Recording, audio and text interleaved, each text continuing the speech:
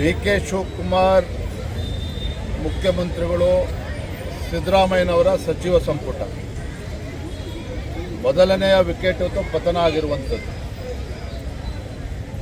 ರಾಮಲಿಂಗಾರೆಡ್ಡಿ ಅವರು ಹಿರಿಯರಿದ್ದಾರೆ, ಅವ್ರ ಬಗ್ಗೆ ಹೆಚ್ಚು ಮಾತನಾಡೋದಕ್ಕೆ ಹೋಗೋದಿಲ್ಲ. ಆದರೆ ವಾಸ್ತವಿಕ ಸತ್ಯ ಏನು ಅಂತೇಳಿದ್ರೆ, ಈ ಕಾಂಗ್ರೆಸ್ನವರಿಗೆ ರಾಜ್ಯದ ಅಭಿವೃದ್ಧಿಯ ಬಗ್ಗೆ ಚಿಂತನೆ ಇಲ್ಲ. ನಾಡಿನ ರೈತರ ಸಮಸ್ಯೆಯನ್ನು ಪರಿಹಾರ ಮಾಡಬೇಕು, ಅದ್ರ ಬಗ್ಗೆ ಕಿಂಚಿತ್ತೂ ಕೂಡ ಕಾಳಜಿ ಇಲ್ಲ. ಕಳೆದ 3 ವರ್ಷ ಹಗ್ಗ ಜಗ್ಗಾಟದಲ್ಲೇ 3 ವರ್ಷ ಕಳೆದಿದ್ದಾರೆ. ಯಾವುದೇ ಒಬ್ಬ ಸಚಿವ ನಾಮಕವಾಸ್ತೆಗೆ ಉಸ್ತುವಾರಿ ಸಚಿವರಷ್ಟೇ. ರಾಜ್ಯದ ಸಚಿವರು ಏನಿದ್ದಾರೆ ತಮ್ಮ ಜಿಲ್ಲೆಗಳಿಗೆ ಸೀಮಿತ ಆಗಿದ್ದರೆ ಹೊರತು ರಾಜ್ಯದ ಯಾವುದೇ ಜಿಲ್ಲೆಗೆ ಪ್ರವಾಸವನ್ನು ಮಾಡಲಿಲ್ಲ. ಆದರೆ ಈಗ ಡಿ.ಕೆ. ಶಿವಕುಮಾರ್ ಅವರ ನೇತೃತ್ವದಲ್ಲಿ ಸರ್ಕಾರ ಅಸ್ತಿತ್ವಕ್ಕೆ ಬಂದಿದೆ. ಇರೋದು ಕೇವಲ 2 ವರ್ಷ ಮಾತ್ರ. ಈಗ ಮತ್ತೆ ಹಗ್ಗ ಜಗ್ಗಾಟ, ಯಾವ ಪೋರ್ಟ್ಫೋಲಿಯೋ ತೆಗೆದುಕೊಳ್ಬೇಕು, ಯಾವ ಜಿಲ್ಲೆ ಉಸ್ತುವಾರಿನ ಪಡೆದುಕೊಳ್ಬೇಕು, ಇದರ ಕಿತ್ತಾಟದಲ್ಲಿ ಇವತ್ತು ರಾಮಲಿಂಗಾರೆಡ್ಡಿ ಅವರೇ ಇವತ್ತು ರಾಜೀನಾಮೆ ನೀಡಿದ್ದಾರೆ.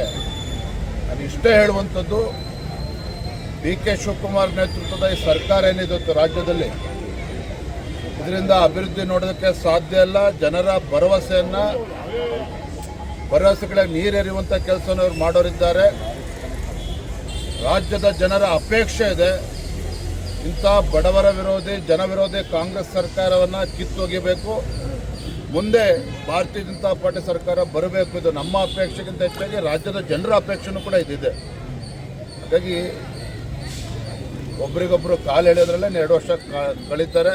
ಅದು ಅದಕ್ಕಿಂತ ಮುಂಚಿತವಾಗಿಯೇ ಮಧ್ಯಂತರ ಚುನಾವಣೆ ಬಂದರೂ ಕೂಡ ಆಶ್ಚರ್ಯ ಇಲ್ಲ. ಇದು ವಾಸ್ತವಿಕ ಸತ್ಯ. ಬಿಜೆಪಿ ಎಷ್ಟು ತಯಾರಾಗಿದೆ ಅನ್ನೋದಕ್ಕಿಂತ ಹೆಚ್ಚಾಗಿ ರಾಜ್ಯದ ಮತದಾರರು ಬದಲಾವಣೆಯನ್ನು ಬಯಸ್ತಾ ಇದ್ದಾರೆ. ಭಾರತೀಯ ಜನತಾ ಪಾರ್ಟಿ ಕಳೆದ ವಿಧಾನಸಭಾ ಚುನಾವಣೆಯಲ್ಲಿ ನಮಗೆ ಹಿನ್ನಡೆ ಆಗಿರ್ಬೋದು, ಅದಕ್ಕೆ ಕಾರಣಗಳು ನೂರಾರು ಇದ್ದಾವೆ. ಆದರೆ ಇವತ್ತು ರಾಜ್ಯಾದ್ಯಂತ ನಮ್ಮ ಪಕ್ಷದ ಕಾರ್ಯಕರ್ತರು ಸಹ ಯಾವುದೇ ಸಂದರ್ಭದಲ್ಲಿ ಚುನಾವಣೆ ಬಂದರೂ ಕೂಡ ಸಜ್ಜಾಗಿದ್ದೇವೆ ಅನ್ನುವ ವಿಚಾರದಲ್ಲಿ ಯಾವುದೇ ಗೊಂದಲ ಇಲ್ಲ. ಕಾರ್ಯಕರ್ತರು ಕೂಡ ತಯಾರಿದ್ದಾರೆ, ಮತದಾರರು ಕೂಡ ನಮ್ಗೆ ಆಶೀರ್ವಾದ ಮಾಡ್ತಕ್ಕಂಥ ವಾತಾವರಣ ರಾಜ್ಯ